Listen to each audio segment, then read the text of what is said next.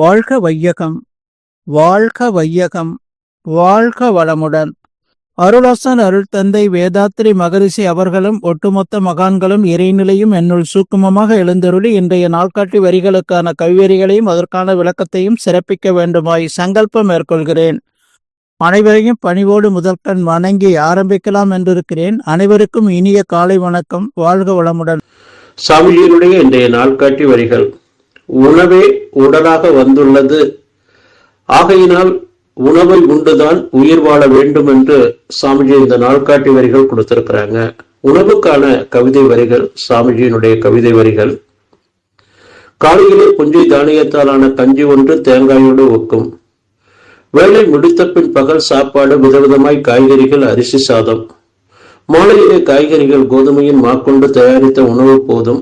பாலை தனியாக காய்ச்சி இனிப்பு கூட்டி பருகிடலாம், டீ காப்பி தேவையில்லை என்று சாமிஜி இந்த கவிதை வரிகள் கொடுத்திருக்கிறாங்க. சித்தருடைய வரிகள். அன்னம் பிரக்மம் நம்மை படைக்கிறது, வளர்க்கிறது, நமது குணங்களை தீர்மானிக்கிறது. அடிப்படையில் அன்னத்திற்காகவே இவ்வுலகில் பணிபுரிகிறோம். அத்தகைய அன்னம் நமக்கு தாய். அன்னத்திற்கு உரிய மரியாதையை தர வேண்டும்.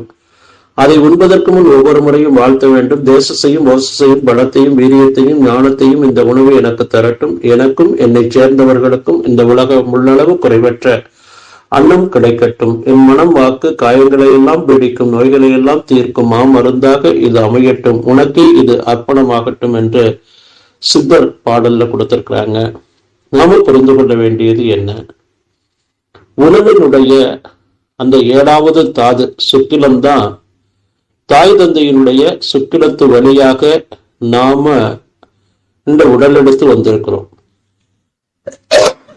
உண்ட உணவு ரசம், ரத்தம், மாமிசம், கொழுப்பு, எலும்பு, மஜ்ஜை, சுக்கிலம் என்ற அந்த 7வது தாது. சித்தர் சொல்ற அந்த வரிகள்ல நம்மை படைக்கிறது, வளர்க்கிறது, நமது குணங்களை தீர்மானிக்கிறது. இந்த 3 வார்த்தையை மட்டும் எடுத்துக்கொள்வாங்க.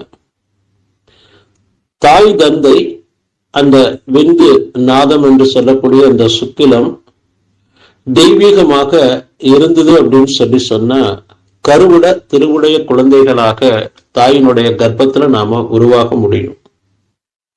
உணவுல 3 விதமான குணங்களை கொடுக்கக்கூடிய உணவு சாத்வீக உணவு, ரஜோ உணவு, தாமச உணவு.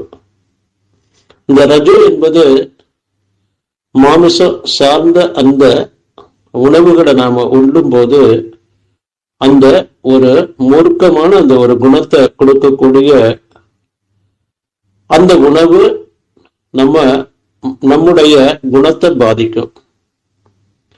அதே போல சாத்வீக உணவு, தாவர உணவு நமக்கு சாத்வீக எண்ணங்களை கொடுக்கும். இந்த 2 கடந்து சாப்பிட்டுட்டு இருக்கக்கூடிய அந்த நிலையில பாத்தீங்கன்னா இதுதான் தாமசம். சாத்வீக குணம், தாமச குணம், ரஜ குணம்.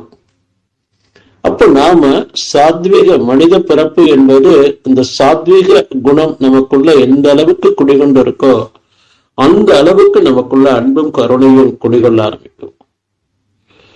நாம வளர்ந்து வரக்கூடிய அந்த சூழல்ல தாய் தொப்புள் கொடி வழியாக நமக்கு கொடுக்கக்கூடிய அந்த எனர்ஜி தான். அதுவும் தாய் அந்த உணவு சாத்வீக உணவா இருந்தது அப்படின்னு சொன்னா அந்த 10 மாத காலத்துக்கு சாத்வீக எண்ணங்கள், சாத்வீக குணங்கள் எல்லாம் நம்முடைய அந்த கருமையத்துல ரெக்கார்ட் ஆகுது. பிறந்து வளரக்கூடிய அந்த சூழல்ல மூளை செல்கள் கட்டப்படக்கூடிய அந்த காலங்கள்லயும் தாய்ப்பால் உண்டு நாம வளர்றோம். அதே போல தாயினுடைய அரவணைப்புல இருக்கும் அந்த உணவு, அது சாத்வீக உணவாக இருக்கும்போது நமக்கு அந்த சாத்வீக குணங்களை கொடுக்கும். அடுத்தது முழு வளர்ச்சி, 14 வயது. இன்னும் நாம என்ன புரிந்து கொள்ளணும்? உண்ட உணவு உடலாக மாறி இருக்கு. இந்த உணவு அளவு முறையோடு சாப்பிடும் போது இந்த இயற்கையிலிருந்து, வாழ்காந்தத்திலிருந்தும், காற்றிலிருந்தும், அதே வெப்பத்திலிருந்தும் 3 பங்கு எடுத்துக்கொள்ளுது. ஒரே ஒரு பங்கு தான் உணவு நீர்ல இருந்து நமக்கு கிடைக்குது. அப்போ நாம அளவான உணவு சாத்வீக உணவாக நாம சாப்பிடும் போது நம்ம தெய்வீக நிலையிலேயே நம்ம வைத்துக் கொள்ள முடியும் என்று சொல்லி, அந்த அன்பும் கருணையும் நமக்குள்ள ஊற்றெடுக்கும் என்று சொல்லி நன்றியோடு நிறைவு செய்து கொள்ற இன்றைய சிந்தனையை வாழ்க வளமுடன், வாழ்க வளமுடன், வாழ்க வளமுடன்.